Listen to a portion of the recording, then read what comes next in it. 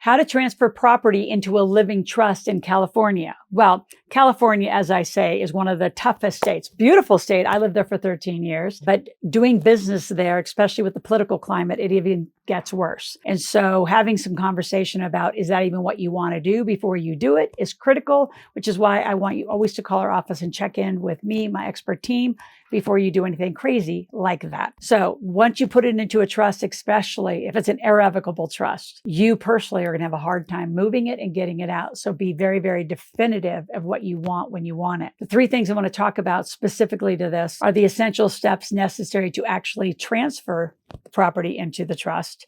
Second thing is just the benefits of avoiding probate and using a living trust. So many of you think that a will is going to work. It's not. I'm bringing an expert to our conversation today, and we were going to blow that out of the water as well.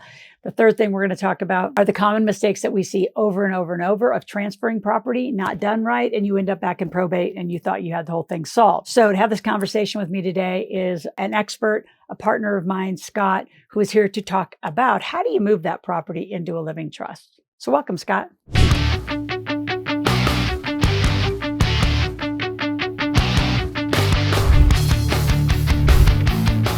So Scott, welcome to our interview today. And the first question that I have about how do you transfer, property and trust in California is, what are the essential steps? Like if you could just break it down to a few steps to get the property transferred legitimately, what are they? Yeah, absolutely. So, really the biggest component is making sure that the living trust is executed, signed and notarized and witnessed, and then you would need to utilize a deed, a warranty deed, a grant deed. States and counties use different types of deeds. So, again, in the state of California, typically it's a warranty deed or a quitclaim deed, but that does need to be taken down to the county and actually recorded.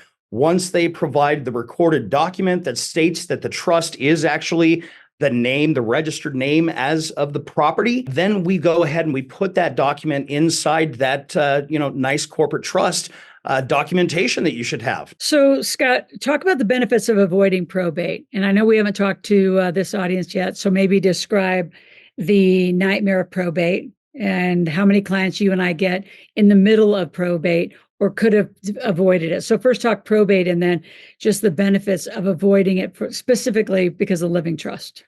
Yeah, absolutely. So probate is essentially opening your estate to the general public. And essentially, what that means is any person that feels that they're entitled to a stake in your estate can actually petition the courts for, becoming a beneficiary of the estate. And in addition, probate, this leaves it up to the hands of the courts to make the determination as to what happens with your estate, who's going to be able to step in as the executor of your estate, all of that. And it really ties everything up. So when it comes to like bank accounts, it completely freezes the bank account. So if there's bills that need to be paid for your estate, well, who's going to be paying them? Right? Until probate closes. And probate, especially in the state of California, can take anywhere between 2 to 4 years. But as you and I've seen in the past, what was it, 32, 34 years in the probate process because the beneficiaries could not get along with one another and how the estate was allocated. And let's talk about beneficiaries. Let's put some names. Those are brothers and sisters who break up estates.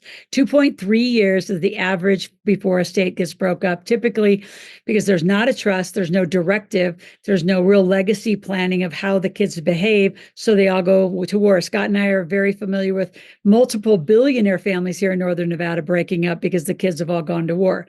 So when you hear the word beneficiaries, you're not clear, like, what does that mean? These are the kids going to war because you were unwilling to organize it. Before I move on to the last topic, I need you to subscribe to my channel if you haven't done that yet, all of you listeners out there. And we'll be putting a playlist together of just living trust and trust topics.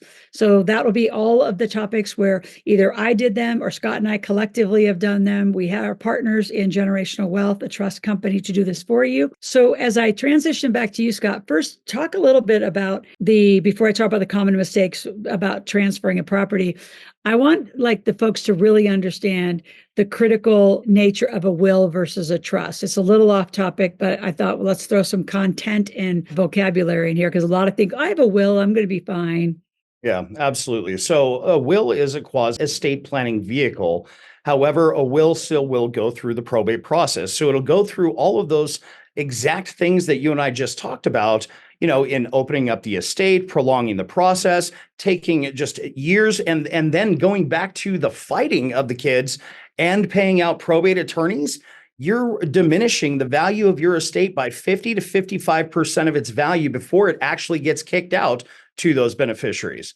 So, it's crucial that it gets structured properly. Like I said, a will is a quasi estate planning vehicle, but only becomes effective upon your passing. Exactly. And you won't avoid probate.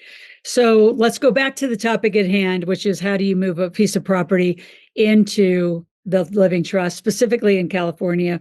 But what are the common mistakes to avoid when you're in that transfer? Because we see mistakes all the time, as simple as it wasn't notarized. What other mistakes are like the obvious? Yeah, that's the big thing is the notarization process and the witnessing of the trust, because the trust isn't fully effective until it becomes or it is notarized and witnessed. That then becomes the legal agreement to allow us to be able to transfer assets in. So again, with the recording of the deed or multiple deeds, if you own different properties that need to go into this trust. And again, that's the process of going down to the county, filing that quick claim, that grant deed, or that warranty deed to transfer the title.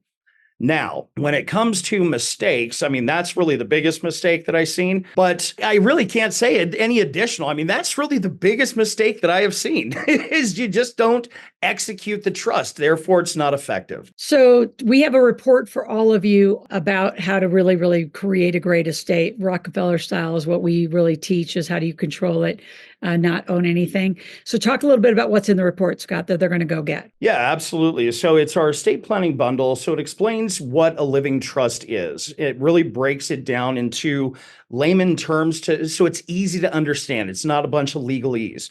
In addition, it outlines what happens if you don't put a living trust in place.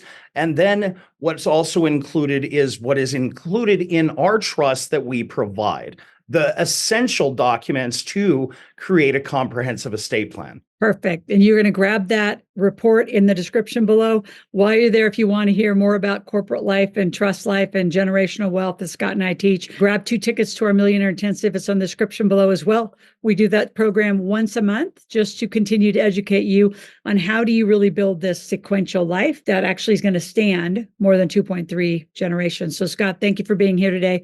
The rest of you, if you have any questions, go to askloral.com. ASKLORAL. Ask a question, make a request. We'll be back tomorrow.